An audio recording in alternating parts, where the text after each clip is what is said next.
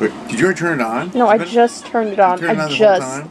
Just 5 seconds ago. Are we rolling? Turned it on. And there. Alright. Hello everyone, Douglas Waltz, Old Man Comic Book Reviews. We once again got a stack. So many of these are the last issues though, so pay attention. So Thunderbolts 2, it's the last issue of that Thunderbolt. I'm kidding. So second issue of Thunderbolts. We got Jim Zub is the writer, Sean Izaakse is the artist, and this fella, Egro, the Unbreakable alien fella. A lot of political intrigue going on.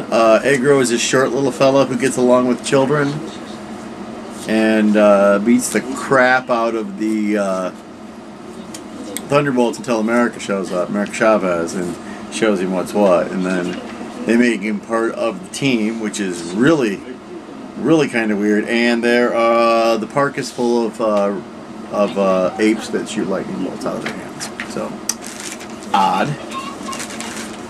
I mentioned some were leaving. Here's the last issue of Task Force Z. Yeah, wait, who did the art?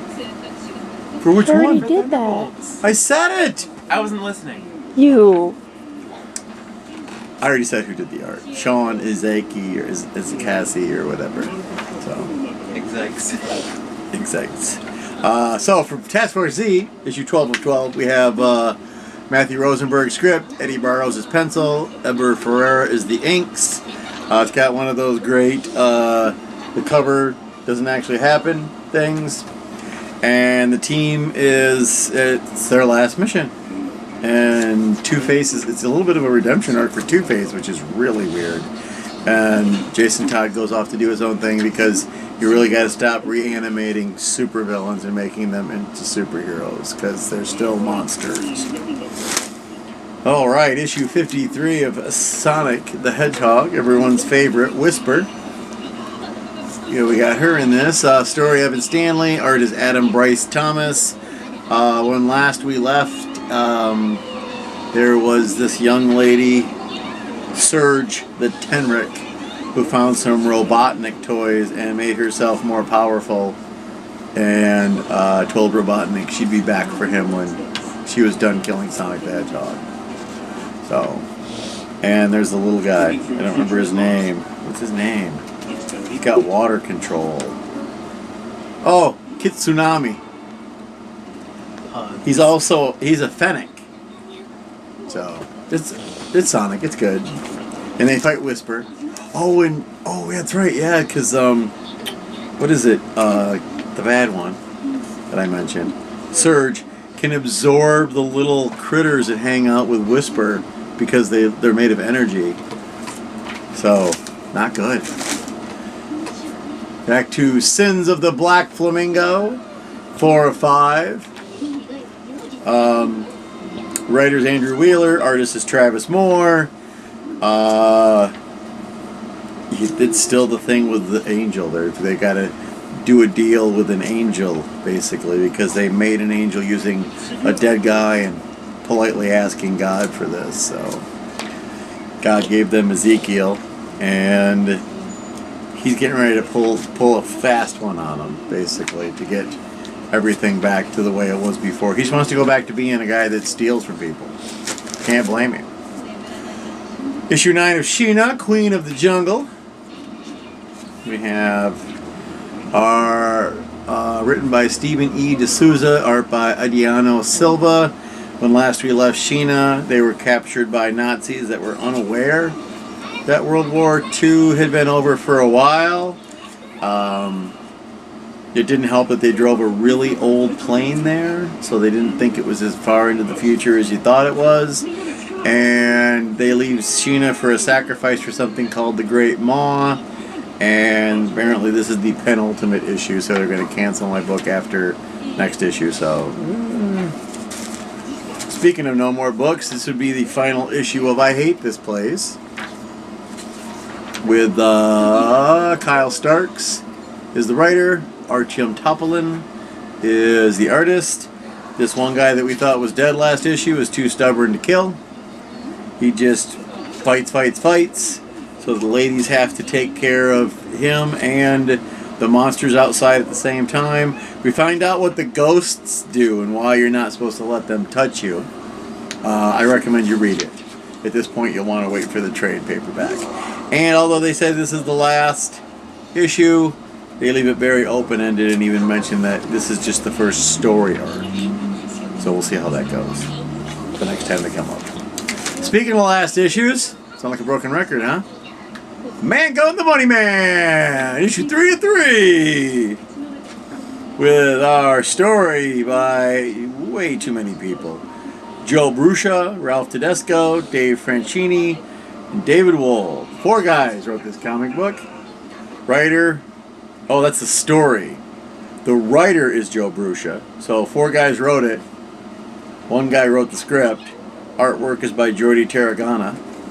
And poor Bunny Man finds out that his father wasn't really his father, and that the dog-headed fella Anubis is actually from a race of dog people, and Bunny Man is actually trained to kill. And we never knew this because he was always, Bunny Man, he's kind of sweet looking. He goes berserk in this particular issue. And we still have Jackalope around, and Goat Man comes to help save the day. And there's already a thing if you want to get a free digital comic book of the Bunny Man birthday bash. So it's funny. I don't know that I would buy any more of these, but it was fun to read. 3 issues, in and out, boom, boom, boom. Oh, that's nothing. We don't want that. All right. Amazing Spider-Man 10. Gwen Stacy. Worst kind of comic book to get is if you see at the top, it says Judgment Day. There's a story arc going on in Marvel with the Avengers, the X-Men, and the Eternals called Judgment Day.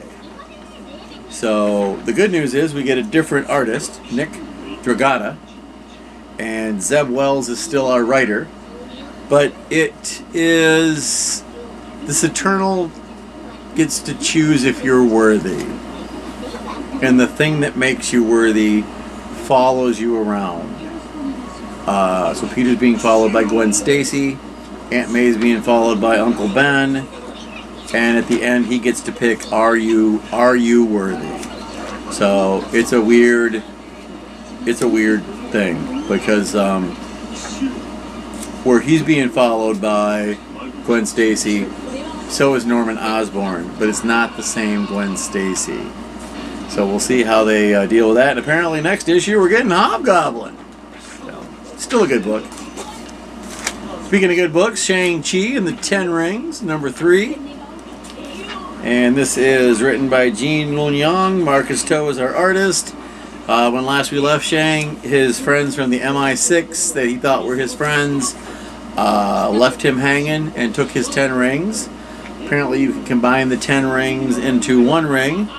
They called a special agent of theirs named Tink, who is a big fairy. That's it. I'm sorry. No pun intended. But when you put the rings into a ring, it's no longer rings that do things. It's a portal, and things get out that want you to be with them. So Shang has to come save the day. Didn't this sound great, Dan? That's a Sonic plotline. Well, there are rings, so. And it did give an ad for a new thing I want to get called Tiger Division, issue 1. It is the South Korean superhero team. So we get Taeguki, Luna Snow, Mr. Enigma, Lady Bright, White Fox, Gunner 2, and the General. So apparently one of them is going to get us really good deals on insurance. So there you go. Got the laugh in on that. So if you live in Kalamazoo, you should totes go to Fanfare Comics. We're getting really close to our 100th issue. We're going to broadcast live. Not live. We're going to broadcast there and publish it. But I don't know how to do a live broadcast. So we're going to do it my way, where we just videotape it, and then I will put it onto YouTube for all of you fans out there. Both of you. Hi, Dennis. Ladies, you came over for the weekend. We went picking apples. That was fun. We went out for breakfast. That was fun. Showed them the wonders of Sega Genesis Sonic the Hedgehog 1 and Sonic the Hedgehog 2. They like 2 better because you got to have tails in it. So that's how that worked. For the rest of you out there, go read a comic book. I'll see you next week.